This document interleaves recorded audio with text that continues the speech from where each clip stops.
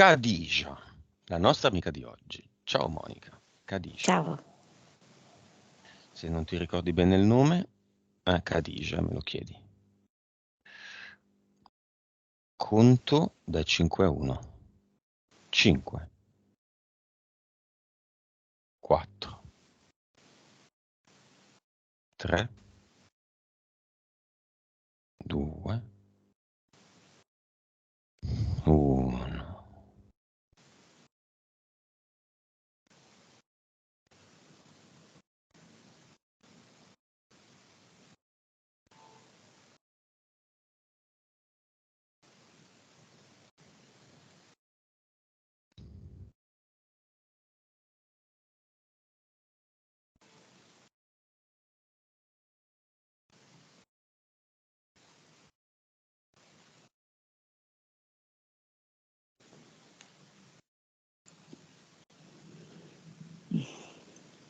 Dimmi come la vedi. La vedo che sta guidando su una lunga strada e d'intorno c'è come il deserto.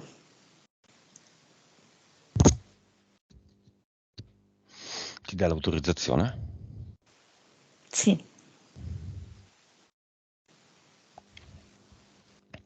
Va bene. Possiamo dire, penso non sia un segreto, che Khadija è un nome inventato, tipicamente arabo, causa esoterica di questo nome scelto. Adesso per esempio lei mi sta indicando che la strada su cui sta guidando e non riesco a capire se è Emirati Arabi o Afghanistan, il contesto intorno. Mhm. Mi fa vedere come questa qui è per esempio una vita parallela su un'altra linea temporale, perché come anno mi dà 1988. Però mi dà anche diverse vite abbastanza recenti, ambientate in generale, sì, in Oriente. Ma paesi arabi?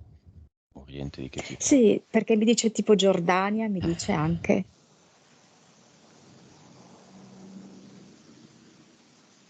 Sì, Afghanistan anche me lo dice. Emirati Arabi me lo dici con una certa insistenza.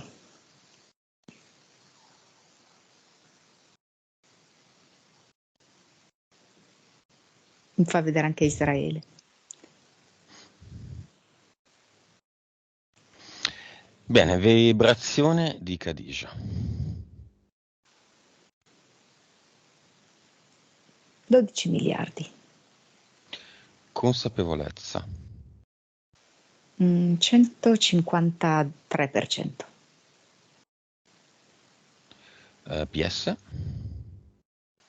45. Vite. 1113. Cervello. 8. Quante sono le vite tra le 1113 che sono parallele in un'altra linea temporale, quindi sono sovrapposte a questa come anno, come spazio e tempo?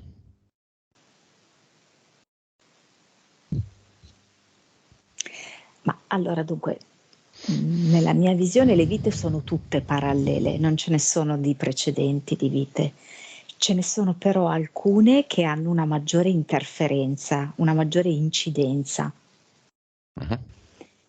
E diciamo che sono più o meno 4 quelle che hanno maggiore incidenza, ma specialmente questa che lei mi ha fatto vedere in principio.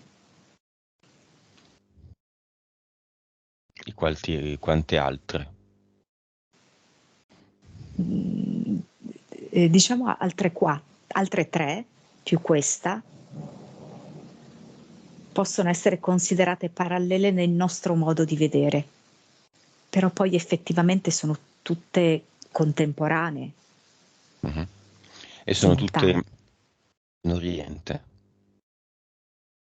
No, no, no, no, ce n'è una in Texas anche, però influisce molto meno. Khadija e le interferenze. Vediamole. Vedo appunto degli uomini del tempo che giocano un po' a confondere le linee temporali e riescono anche ad intervenire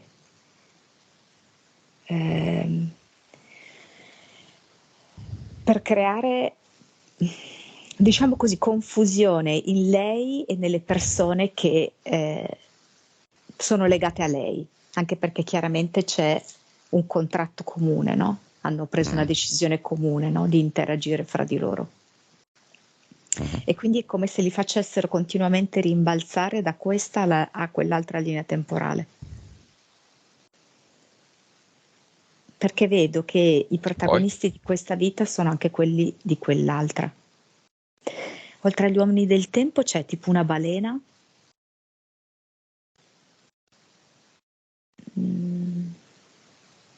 Di quale universo? Un secondo. E un Una falconiforme. balena.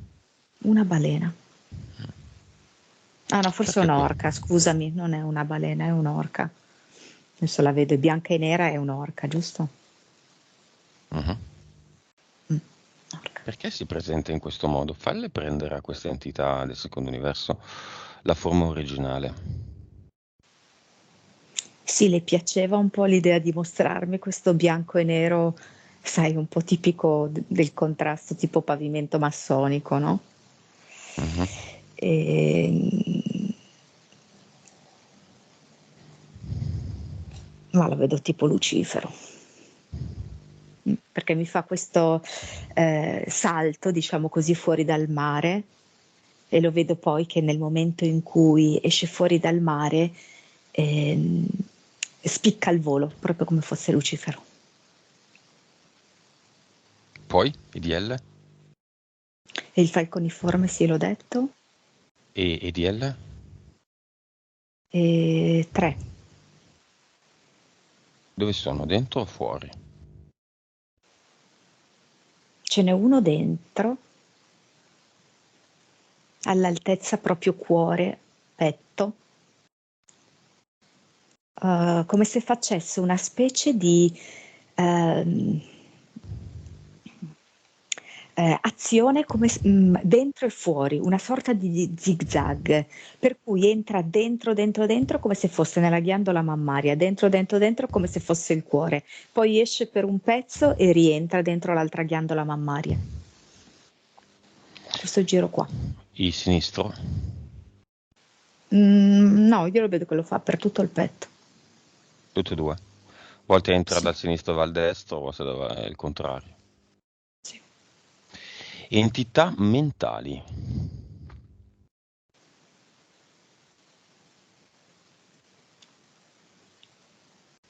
E dunque, la prima che mi fa vedere, in passato è stata anche 8, attualmente la vedo come 5. Si chiama Mostro ed è quella che ha consentito a che avvenissero proprio delle esperienze legate a una figura che era proprio un orco, un mostro nel vero senso della parola. Ed è quella poi che ha dato il via anche a tutta una serie di problematiche fisiche e psicologiche. Padre? Sì, Khadija è vivo, no? Sì. Tuo padre? No. Sì. Fai anche il gesto con la testa?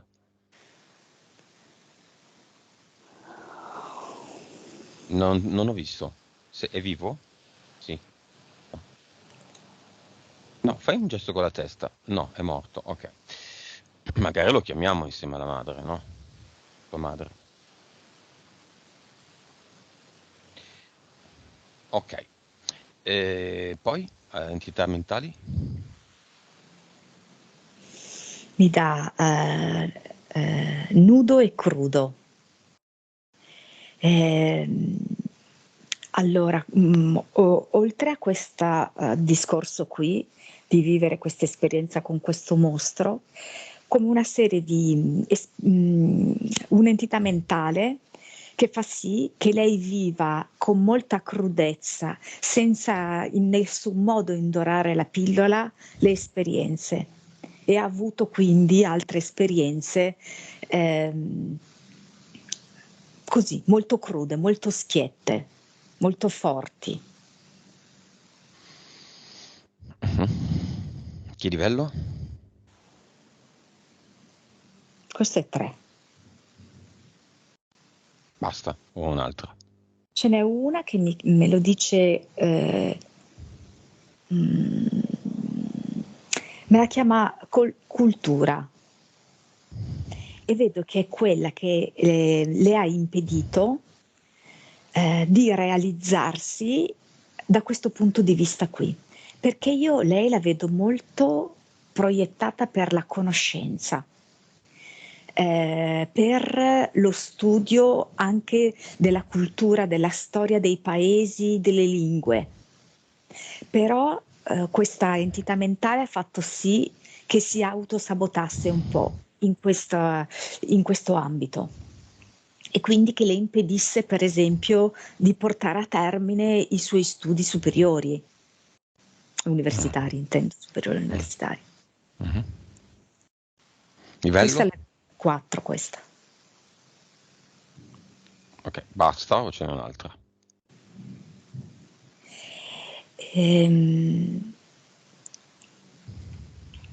Tutte le altre questioni che abbiamo poi visto riguardante le sue problematiche psicofisiche, io le vedo subordinate all'entità mentale mostro.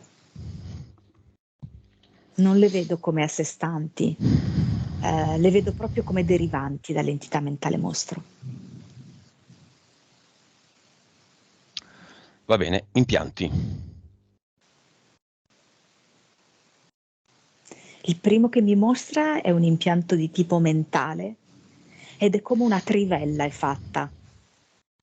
Vedo che questa trivella le crea proprio dei buchi, che a tratti sono proprio dei buchi come dei vuoti di memoria, ma in altri momenti questa trivella serve invece per andare ancora più in profondità di queste memorie.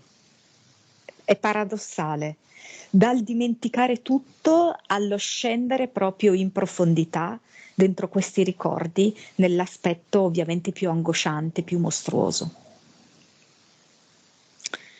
Questo per quanto riguarda l'impianto mentale. Per quanto riguarda invece gli impianti eterici,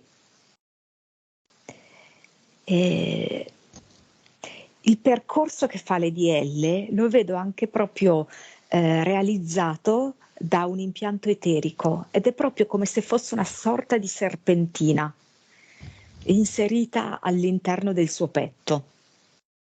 Una monorotaia, quello fa il giro. Sì. Beh, finalmente vediamo che fanno qualcosa, finalmente no, ma vediamo che fanno qualcosa questi DL. Ormai erano surclassati a postini degli uffici postali, entità mentali, no? Va bene, partiamo dal tumore al seno sinistro. Operato, maligno, causa esoterica. Ovviamente non facciamo medicina, vediamo solo la causa esoterica, dopodiché ne prendiamo atto e ce ne andiamo a casa. Lei mi fa vedere come proprio quasi dalla zona del capezzolo, che è quello dell'allattamento, si collega una specie di cordone grosso, tipo di ferro potrebbe essere. Questo collegamento avviene direttamente con la madre. E vedo come una sorta di rapporto fra loro due, in cui Khadija ha una sorta di amore e odio nei confronti della madre.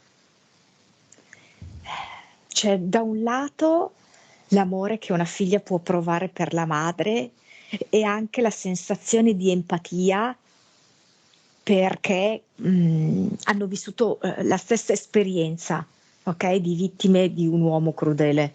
Mm. Ma dall'altra anche vedo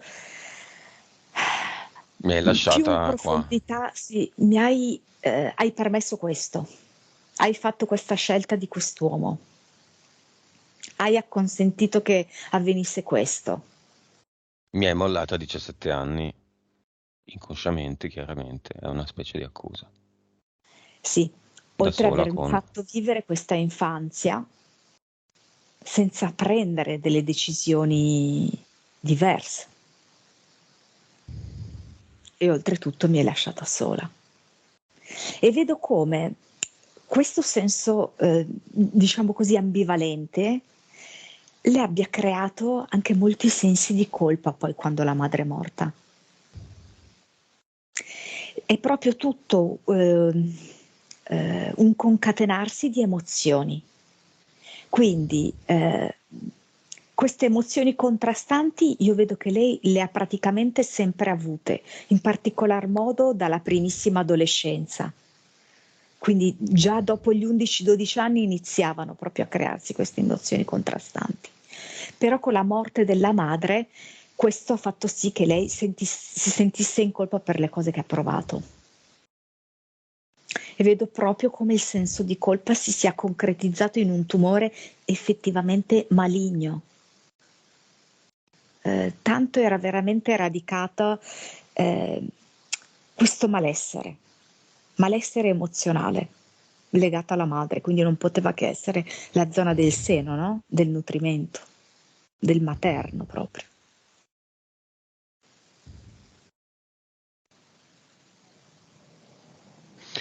Chiamiamola la madre e anche il padre.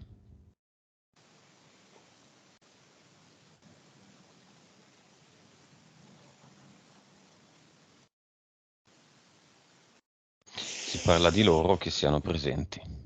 Disincarnati, intanto apriamo il portale Aureo, chiamiamo in ogni caso tutti i disincarnati di tutte le generazioni di Kadisha. Come si presenta lui e lei? Lei mi arriva come piena di lividi, un po' insanguinata, come ferma ad uno di questi momenti di violenza. Le botte. Sì, queste l'hanno proprio segnata profondamente. E infatti lei è come se proprio fosse rimasta ferma a quello, come se la parte più caratterizzante della sua vita sia stata quella, ecco. E lui? Lui, non so, lo vedo anche molto legato, non so se poi lo fosse veramente, però come se ci fosse un innesco legato anche all'alcol di questa violenza, e lo vedo tipo come con una gobba.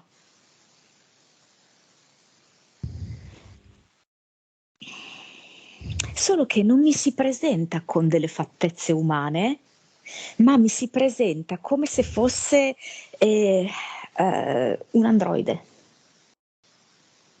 Tanto era lontana da sé la parte emozionale umana, tanto adesso mi si presenta così.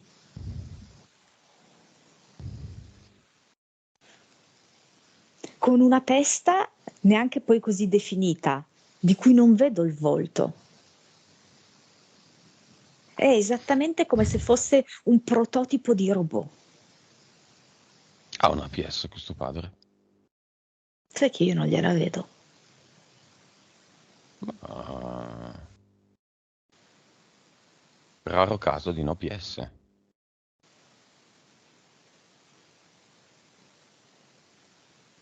Controlliamo bene. Allora, la PA io la vedo chiaramente. Per quanto riguarda la PS, mi fa vedere una specie di globulo nero Mhm. che io non identifico come PS, come se ci fosse una PS atrofizzata. Mm.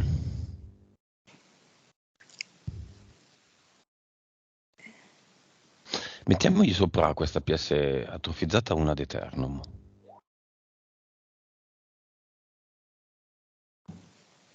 Sì, adesso c'è. Sì, c'è. Voglio parlare con questa PS atrofizzata che adesso c'è. Cosa stava facendo? Cosa significa essere atrofizzata come PS? La massima oppressione da parte delle interferenze, aver ceduto tutto alle interferenze. Tutto, Sì, anche lo 0,1.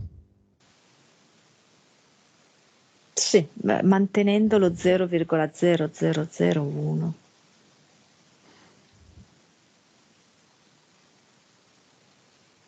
Grado di consapevolezza di questa PS? Sarebbe anche 7%.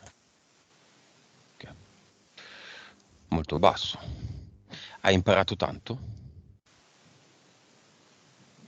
Dando completamente, quasi completamente, ma potremmo anche dire completamente,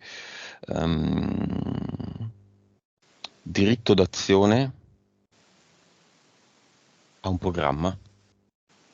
Sono diventato io stesso un automa, sono diventato io stesso una creatura robotica, un programma. E infatti mi sto mostrando così, non con sembianze umane. E qual era lo step successivo se non avessimo fatto questa sessione?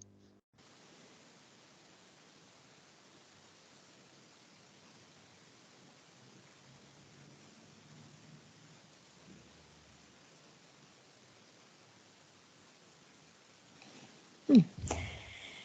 La possibilità di ritornare sulla Terra proprio sotto forma di androide, di autentico androide, di non pseudo androide così com'era arrivato ad essere, ma autentico androide. Questa possibilità c'è ancora? E no, agendo noi in questa maniera, agendo noi e poi dopo ovviamente lui era concorde in questo, no, non c'è più.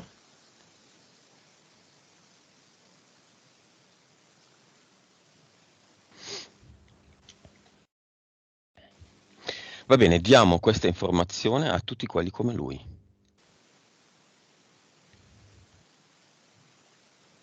Tutti. Cioè, tutti quelli che stanno per tornare come androidi, stanti condizioni simili, assimilabili, no, che simili.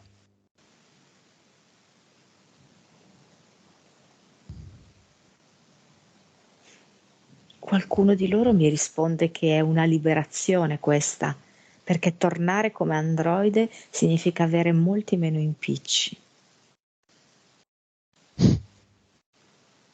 È vero, non ci sarebbero militari in questo mondo se non ci fosse questa visione delle cose. Diciamo, l'essere militare è l'anticamera dell'essere un androide, no? Tu non fai quello che pensi, tu esegui gli ordini. Esatto. Ma non esegui gli ordini. Non esegui gli ordini, galera. Mm, Fucilazione. Androide. sì. Robot. O diciamo anche a tutti quei bambini affascinati dal mondo militare perché prendono in mano una console, una joystick di una console e vedono che sparare come cecchini è tanto bello. Va bene, dovreste prendere gli ordini dalla mattina alla sera. Siccome sono di solito bambini capricciosi e viziati, ne vedo molto dura, molto molto dura, abituati a fare quello che vogliono, è esattamente l'opposto. Vi dovrete liberare di questa componente capricciosina e viziatina. Mm. Va bene. E questa nuova PS del padre cosa fa quindi? Facciamo così, apriamo un bello schermo, gli facciamo vedere a velocità della luce tutte le belle cose che ha fatto in questa vita. Qua davanti c'è sua figlia, quella che ha pestato, accanto c'è la madre piena di lividi, ancora senza Vic.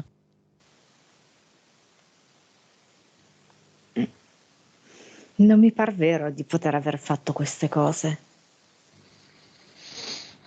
ero veramente suddito completo delle interferenze. È disumano questo comportamento.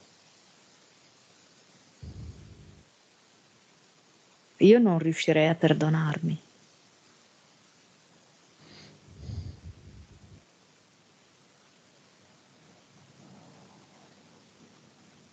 Pare impossibile che fosse mia figlia. È possibile trattare una figlia così? Una moglie così? È proprio scioccato.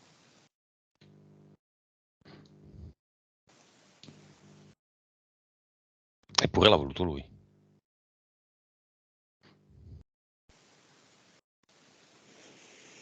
Mi dice che è un'esperienza molto attuale, molto moderna, di totale controllo mentale.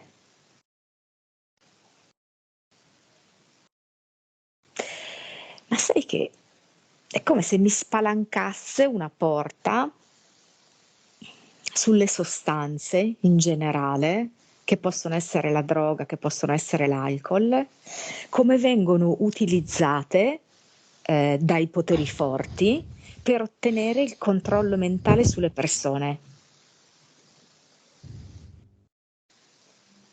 Farli comportare in una maniera tale da disumanizzarli, perché poi è questo, no?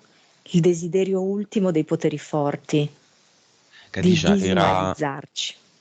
era soggetto, cioè, beveva, si drogava, puoi scrivermelo? Sì, beveva e si drogava anche. Beveva sicuro perché lui è venuto con questa impronta qua, l'alcol. Poi pensate che in che cazzo di società viviamo? Non dire parolacce, Monica. Ehm, beveva, ok. La droga, solo bere, ok. Droga, bah, che per carità. L'alcol è una droga. Esatto, Non capisco esatto. perché una cosa è legale e l'altra no. Hanno tentato di renderla illegale nel periodo del proibizionismo, che poi era un esperimento, ma penso che non ci fosse nessuna vera intenzione di andare avanti in quella direzione. L'alcol è una droga legalizzata, tra l'altro legalizzata anche da un punto di vista sociale, no? Sei figo se bevi, ma invece se non sei figo se non bevi, che palle che sei, ma neanche una cosa leggermente alcolica, che noioso che sei, mi sono sentito dire tante volte. Sì, son quelle classiche, strumenti utilizzati proprio con una doppia valenza, perché da un lato l'alcol è convivialità, no, tra amici si beve il bicchiere di vino, fa come da collante per brindare, eccetera, eccetera, per scaldare l'atmosfera. Però dall'altro, nel momento in cui diventa una dipendenza, in cui si aumentano le dosi, ecco che funge veramente da elemento di controllo mentale a tutti gli effetti. Va bene, Vic, alla madre che non ha ancora ricevuto niente, e al padre se ce n'è bisogno, visto che ha già preso una ad eternum la sua PS, quindi... Ero imprigionata nel ruolo così della vittima e non riuscivo ad uscirne. Pensavo che quello fosse assolutamente il mio destino, che non ci fosse un'alternativa. Io non credevo di poter in nessun modo uscire da questa vita se non così, morendo. Non ce la facevo più. Non ho Messaggio alla... pensato, infatti lei dice, non ho pensato che invece avremmo potuto andarcene via, cambiare tutto. Messaggio lasciato alla figlia.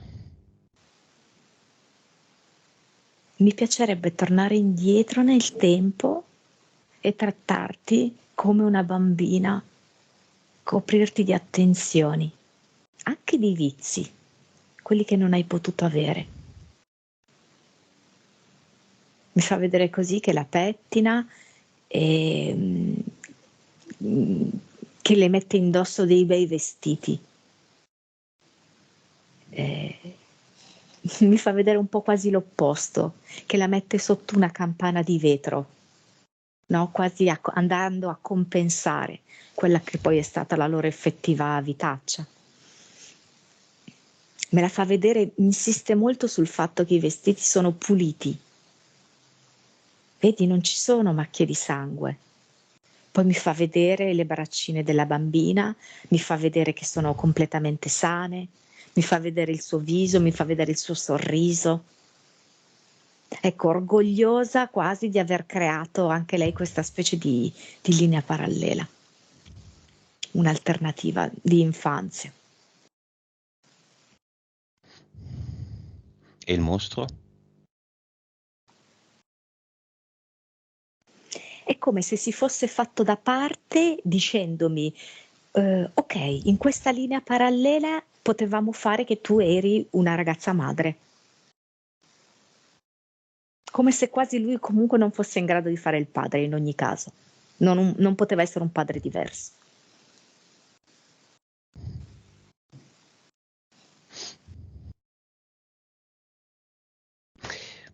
Va bene, ficca anche al padre. Che già precedentemente l'aveva presa per rendersi più umano. E però è come se in questo momento la sua umanità potesse arrivare qui, rendersi conto che piuttosto che rovinare può mettersi da parte, ma ancora non è pronto per essere un uomo diverso, ma piuttosto preferisce non nuocere e quindi dice no, non intervengo nella tua vita, ti faccio fare la ragazza madre.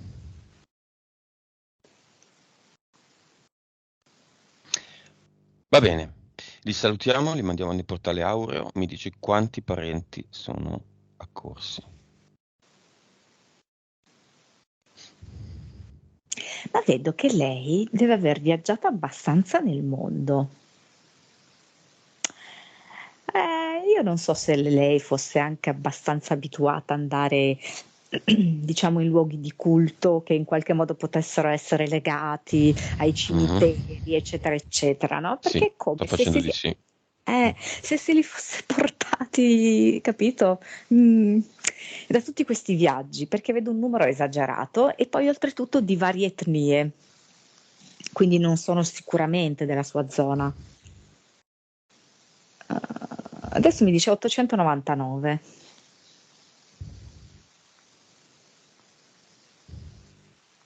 Non ho capito, cos'è questo 899? E il totale delle persone attratte Ah, dal portale Aureo e che lei prevalentemente vedo che si è portata da altri paesi. in questa Reduce dai vita. suoi viaggi. Sì, sì, sì, sì, di questa vita e i suoi vari viaggi che ha fatto. Va bene, questi 8,99 chiamano tutti quelli che conoscono. Poi c'è quello aperto, c'è il portale Aureo aperto, muoviamoci. Ale, e in un istante mi dici in quanti arrivano, andando avanti nel Un- tempo. Adesso viene 11.717. Ok, apri una finestra, guarda solo, non so, Zeus, Odino, questi capi qua dell'eterico, cosa fanno davanti a un bottino di 11.717 rispetto ai soliti due genitori, che sono due, tre, che chiamano le persone con cui abbiamo a che fare. C'è una bella differenza. Da siamo avanti a 2 o 3, 11.717 li facciamo in non so quanti anni. Vedo Zeus che si mangia il pugno e oltretutto si strappa i capelli e dice adesso sono io a strapparmi i capelli, non è che Ecco, dice. bene. Eh, Esatto. Via tutti. Tanti saluti.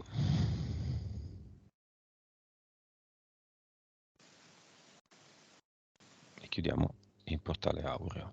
è la madre che dice Khadija scusami, scusami ancora. Il padre era già andato.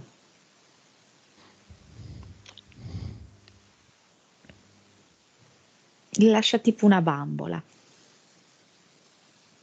bambolina con i capelli di lana. Va bene. Un po' di cause esoteriche, Monica. della tricotillomania, appunto, il tuo strapparsi i capelli.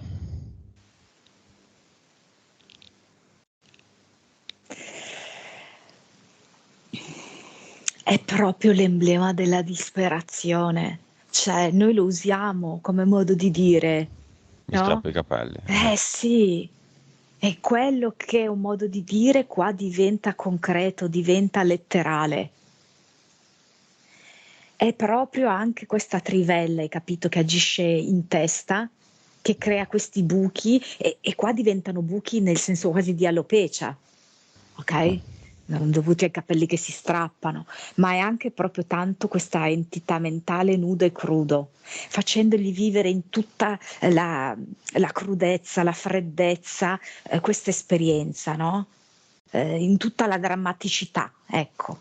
E quindi lo strapparsi i capelli è proprio l'esternazione di questo dramma, di questa sofferenza.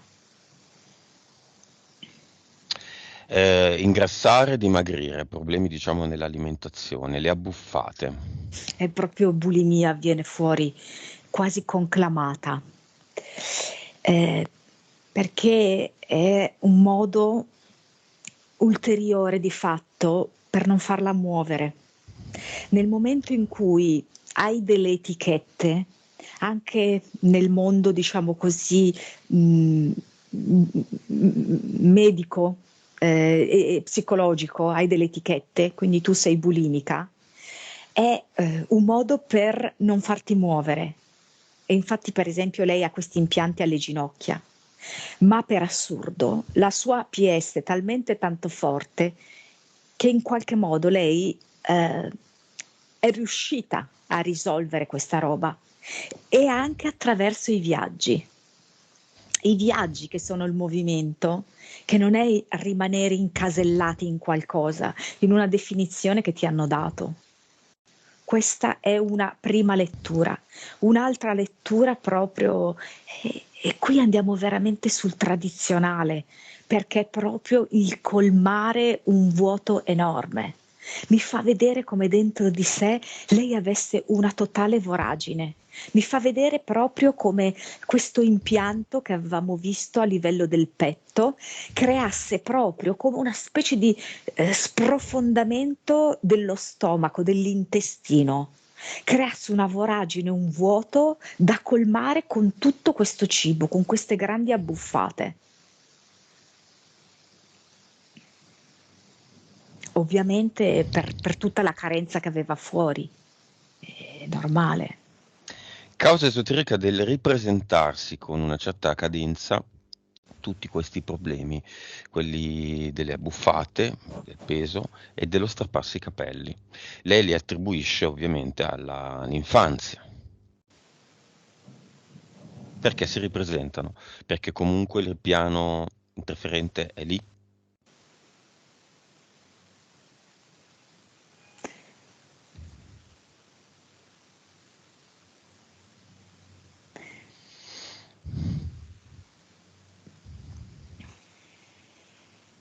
Allora, la decisione veramente difficile di quest'anima è stata di vivere questa esperienza eh, molto drammatica e fissarla,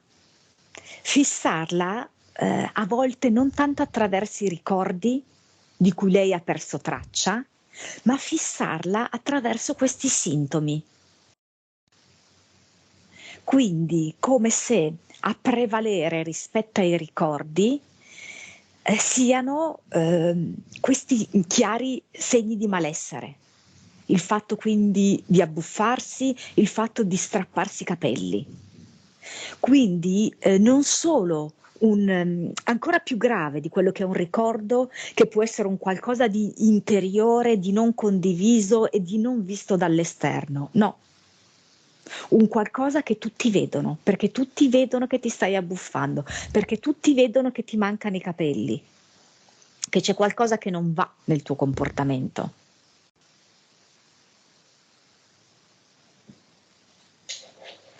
Quindi è proprio come rendere questa esperienza ancora più nuda e cruda, ancora più forte, Mhm. ancora più carica.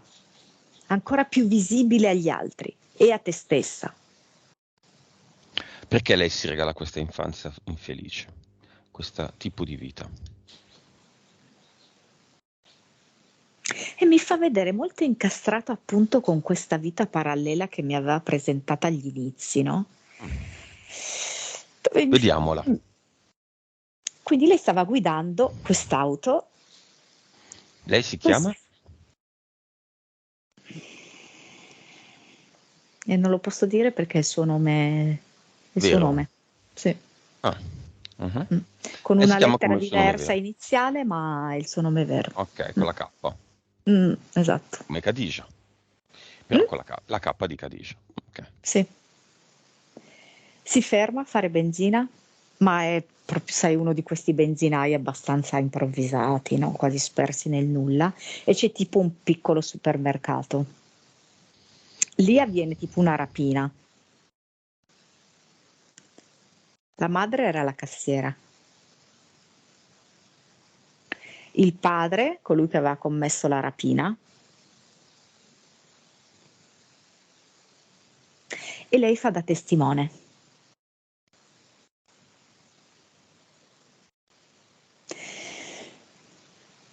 Lei vede tutto. Vede la rapina e vede l'uccisione di questa cassiera, che è poi la madre. Poi mi mostra il processo. Ma lei nel processo dichiara il falso. Non dice veramente quello che ha visto, come sono andati i fatti. Perché in qualche modo ha paura che quest'uomo qui, che poi in questa vita era suo padre, possa vendicarsi. Possa magari sganciare qualcun altro contro di lei.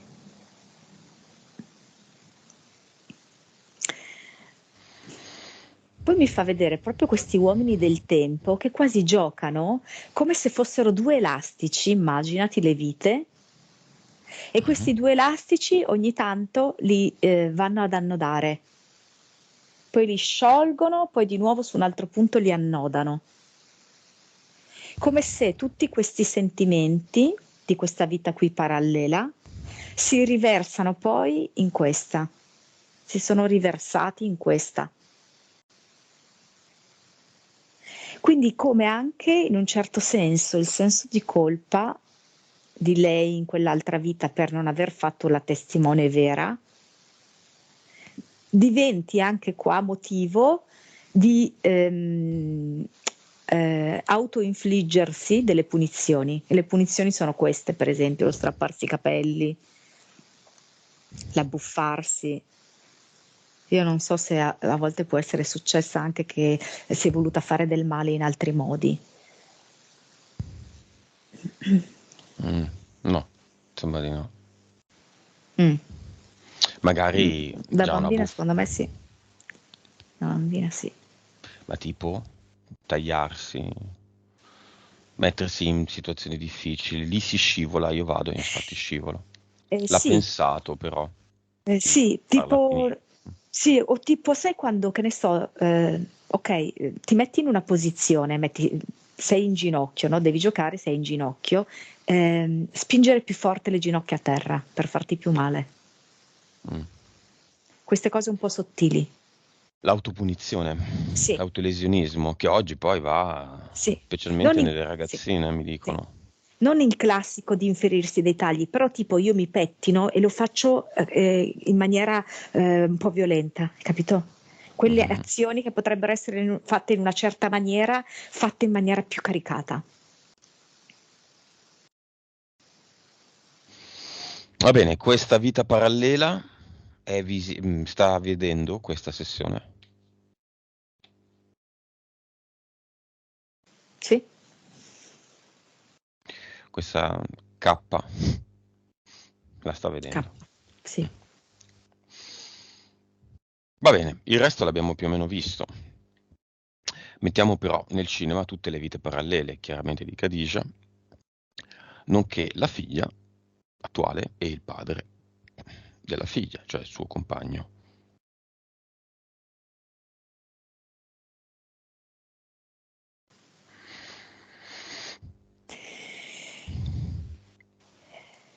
come se ci fosse stato un intento forte da parte di Khadija di scegliere un uomo molto diverso dal padre. E questo era quasi, diciamo così, il suo unico obiettivo. Ok? Non è stata a guardare altre cose, non è stata a guardare il sentimento che provava per quest'uomo fin dall'origine. Ok? Desiderava solo proprio una fuga in tutti i sensi. E quindi è andato bene quest'uomo che sembrava diverso, che sembrava potesse essere un padre diverso rispetto a quello che lei aveva avuto. Ma per l'ennesima volta lei non ha dato importanza a se stessa.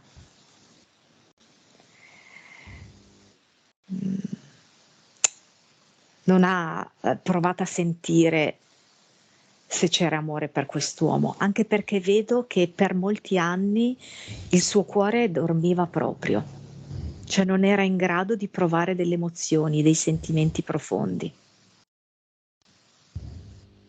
Ora invece sì, vedo che da qualche anno, a me dà come anni 5, come se negli ultimi 5 anni ci fosse un po' un risveglio in generale dei suoi sensi. È la fiamma? No, lo vedo proprio come mm, un amico salvatore, quasi, amico confidente. Eh. Anima gemella? Allora, in un certo senso sì, perché il livello 2 me lo dà, però quell'anima gemella non a livello fisico-passionale. Mhm. Un alleato, un compagno, così, costruiamo, compriamo casa, facciamo figli, progettiamo. Esiste la fiamma di Khadija? Allora, mi ha portato però in qualche ambiente di lavoro, anche se secondo me non l'ambiente di lavoro quello che lei ha stabile. Lei viaggia per lavoro? Non le capita di viaggiare per lavoro? Ha dei contatti di lavoro No, ehm, però lei ha qualche contatto di lavoro con l'esterno, tipo anche solo comunicazioni, no, sono fornitori, comunicazioni sì. esterne. Mm. Perché non è Mhm. all'interno, cioè non è fisicamente all'interno del luogo in cui lei si reca,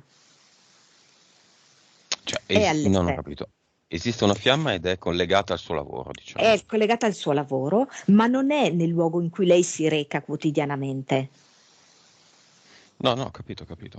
ok? Non è che sto influenzando nessuno, però potrebbe essere un fornitore, no, un cliente di questo Sì, posto. mi dà questo contatto, come se lei fosse in contatto. Vuoi perché scrive delle mail, vuoi qualche contatto telefonico, cioè lei sa chi è, quindi il contatto c'è, Lei lo però conosce. sì, non è lì all'interno, Fatta è finita all'esterno.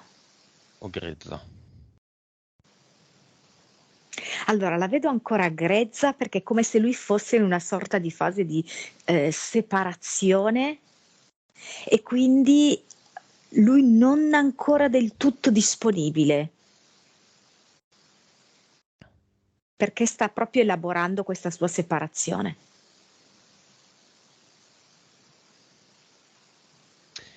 Va bene. Muore e rinasce a 27 anni.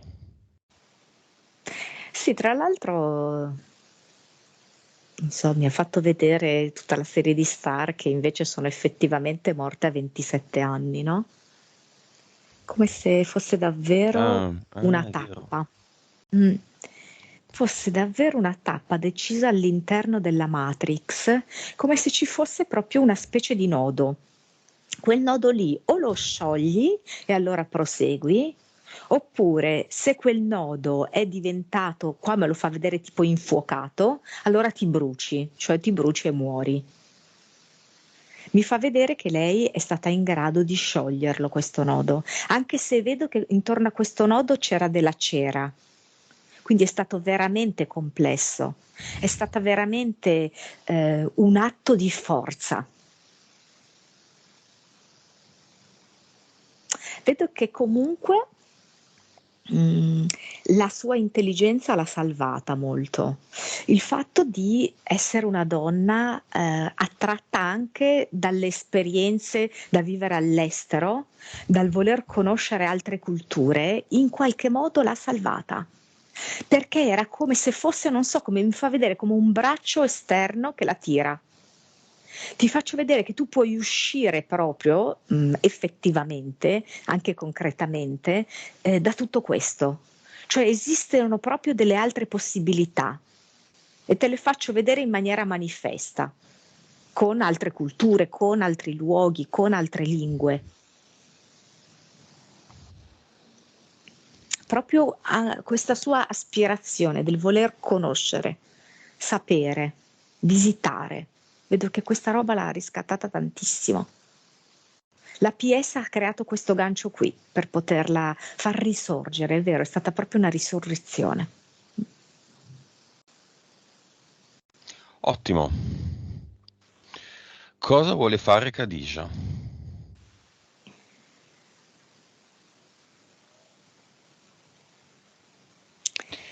Khadija è pronta adesso, è pronta per andare al cluster.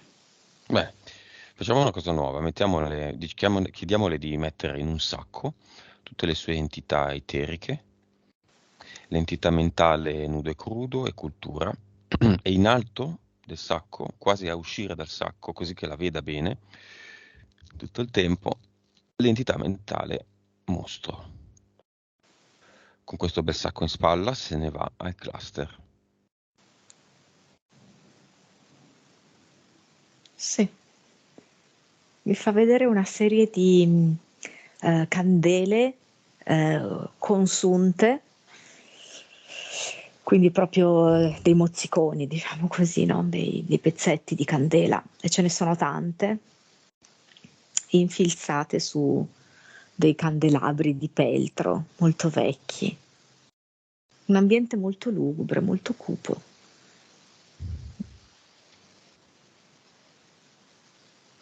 E lei mi dice che vuole mettere questi stessi candelabri all'interno di questo sacco,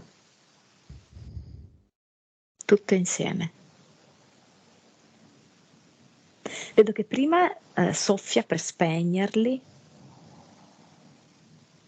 li raccoglie e li inserisce all'interno del sacco, insieme alle entità mentali.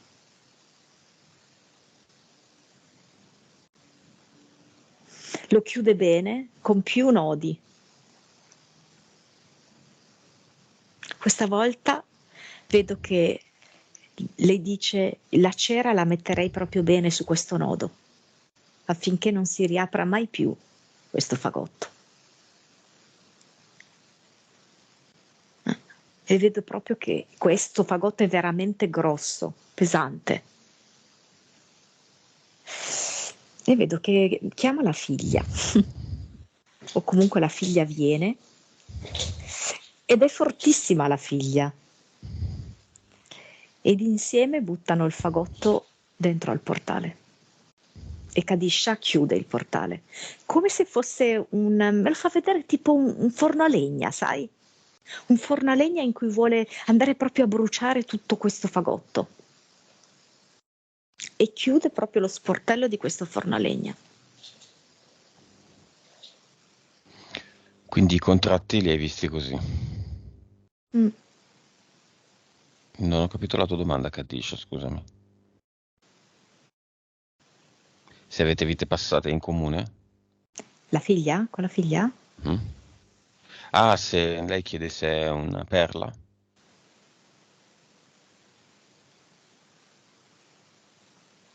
Mm.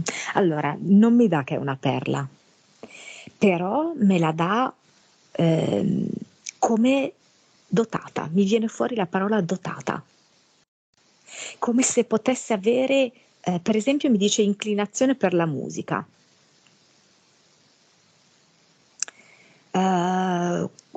Allora, mi ha preso in questo momento solo a livello, non so come ricordo, mi prende l'entità mentale mostro e me la trasforma in prodigio. Mi fa vedere come lei, che è stata assoggettata all'entità mentale mostro, è stata in grado di creare una figlia portento, prodigio.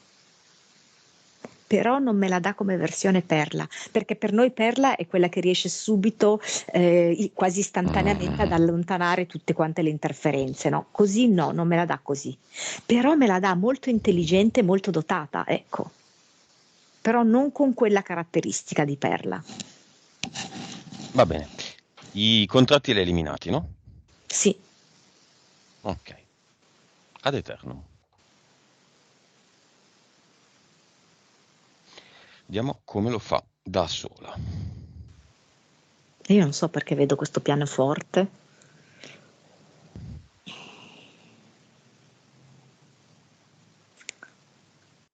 Non so se era un desiderio, se effettivamente lei lo suona questo pianoforte. Perché mi fa vedere proprio dalle note del pianoforte che nasce l'Ad Eternum. Legata alla musica composta, alla musica proprio creata, eseguita personalmente. Nasce l'Ad Eternum.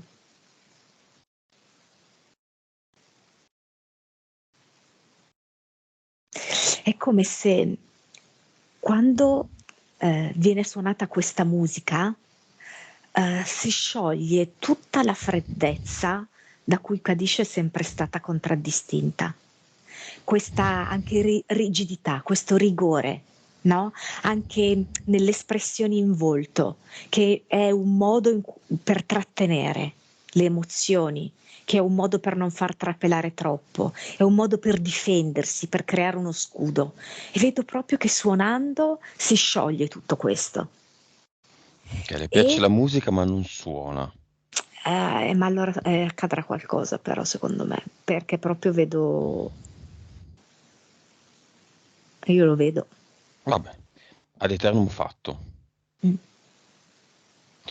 Stesso processo, eliminiamo quello che non serve, mettiamo un ad eternum, che è quello che serve, che è quello che garantisce un'impronta energetica personale ed intoccabile nella avatar.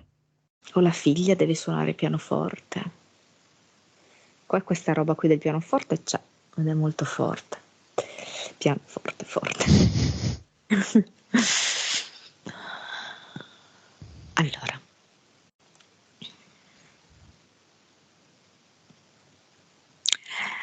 l'avatar mi fa vedere un avatar miserabile,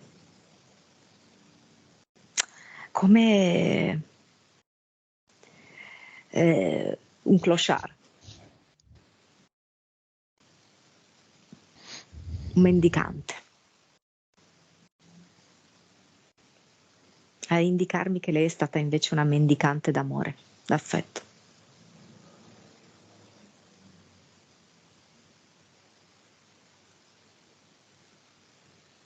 Via.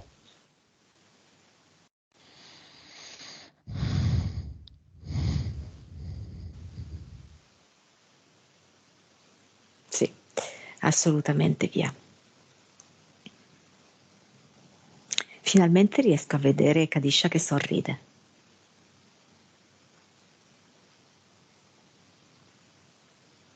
Ad eternum anche qua. Sì. Voglio vedere se il sacco delle sue entità è ancora sulle sue spalle. No, non è più sulle sue spalle perché lei l'ha buttato già nel portale definitivo prima. Mhm. Mi fa vedere che emozionalmente ancora qualcosa c'è. Eh, a tratti addirittura la paura di non essere del tutto una buona madre.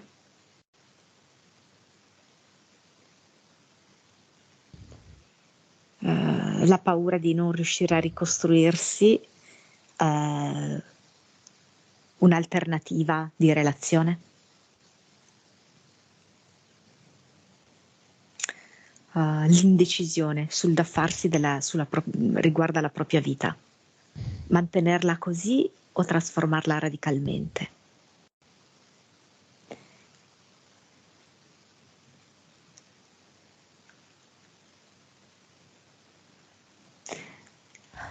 ci sono ancora un po', io sento delle emozionali di incertezze, delle titubanze. Su cosa? Circa cosa? Sulla direzione da prendere nella sua vita. Vabbè, ma questo dipende da tante cose, da tante questioni, soprattutto dal mentale. Noi possiamo soltanto fare un lavoro di pulizia energetica e indicare un'idea di strada, non devi andare lì. Questo potrebbe essere quello che puoi fare. Vediamo se ci sono ancora uomini del tempo, l'orca, il falco e i 3DL. No, non ci sono più. Ok, gli uomini del tempo addirittura, non ricordo quanti erano, due? Tre? Tre Sì, forse. secondo me erano tre. Sì. Non l'avevi detto, mi sembra, No, non erano l'avevo tre. detto. Io ne vedevo tre. Sì. Cosa facevano? Dove nello specifico hanno inciso? La riportavano, lei provava a uscire dal loro Sì. seminato e loro la riportavano Sì, dentro? sì, sì, vedo proprio come se questi uomini del tempo afferrassero i personaggi da dietro, dal bavero proprio, no? Della camicia, della giacca, e li posizionano di qua e di qua e di là della linea del tempo, come proprio a voler creare questa confusione di linee temporali, di sentimenti. Mhm. Mostro, nudo e crudo, cultura. Ci sono ancora? No, non ci sono più. Gli impianti? No, neanche loro, no, no, assolutamente nessuno. Progetto, di cui diciamo adesso il nome? C'è ancora?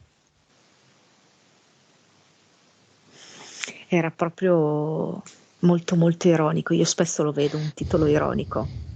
Era Gloria. Mi diceva sia Gloria nell'alto dei cieli, sia appunto Gloria come, sai, vita fatta di successi. Mm. Ovviamente il tutto in senso molto ironico, amaro, no? Sarcastico, per indicare che invece è poi stato esattamente il contrario.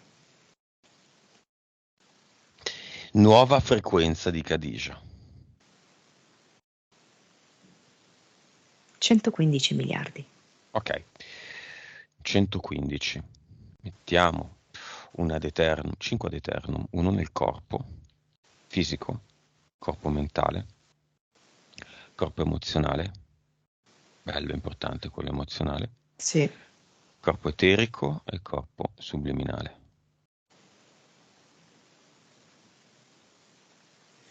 Sul corpo fisico l'ha messo subito sul petto, sia intendendo come seno, sia intendendo come cuore. Perché proprio lei ha capito che l'origine è proprio lì nel cuore. Anche per prendere delle decisioni non è la testa ma il cuore. E per risolvere tutto è il cuore. Per sciogliere le sue emozioni è lì nel cuore.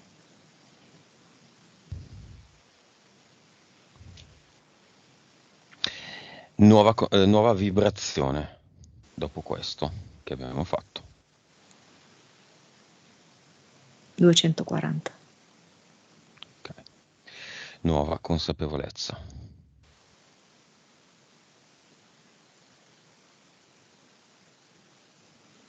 210%,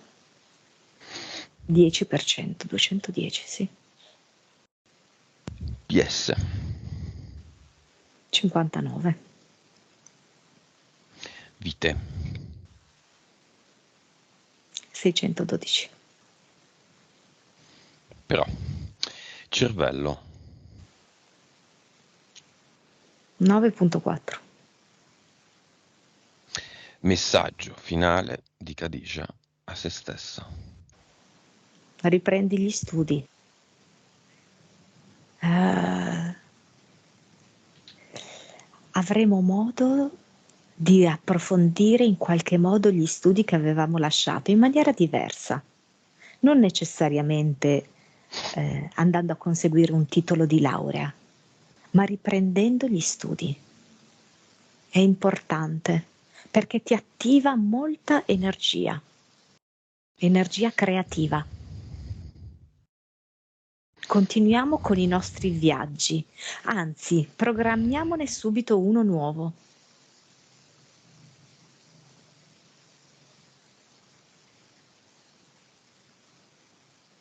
Continuiamo a mantenere il contatto fisico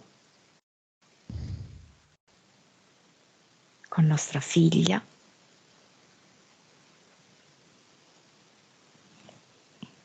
Ogni volta che ti senti triste, ascolta la musica. E mi fa vedere che mentre ascolta la musica è come se simulasse lei di suonarla.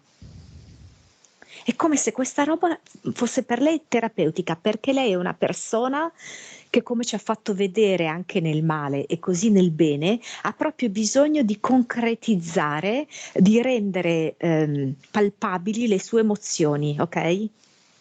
Quindi mi fa vedere proprio magari anche semplicemente di tamburellare le dita per seguire il ritmo, oppure proprio di far finta lei di suonare il piano, qualcosa del genere. Mhm. Lei ha proprio bisogno di accompagnare l'emozione che vive con una gestualità. Con un ritmo. Sì, Ok. Cosa fa la figlia?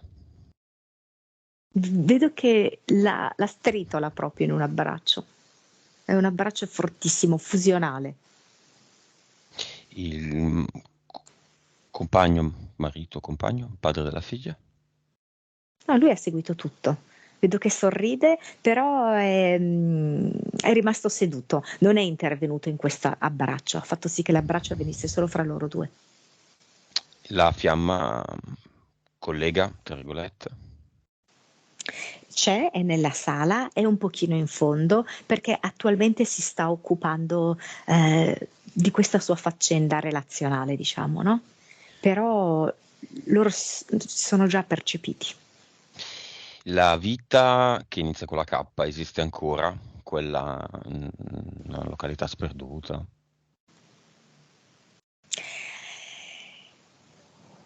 Non c'è più quella. Stavo guardando se l'aveva solamente incapsulata, diciamo così. No, ma io non la vedo più, no. Lei come la vedi? Allora la vedo che sorride, vedo proprio il viso che si distende, come se riprendesse una sembianza anche più naturale, più rilassata, più ossigenata, non so, mi viene questa parola da utilizzare. Mhm. Infatti mi fa vedere lei a proposito di più ossigenata che espone il proprio viso al vento. Vedo infatti i capelli che le si muovono, vedo che sorride, tiene per mano la figlia. Sì, Magari uno di probabilmente questi viaggi esatto. Sì. imminenti. Sì, sì, perché vedo un aereo sopra che vola sulle loro teste. Te la butto lì, una roba tipo Islanda, Irlanda, Sembra nord, sì. eh, Mm, questi verdi forti.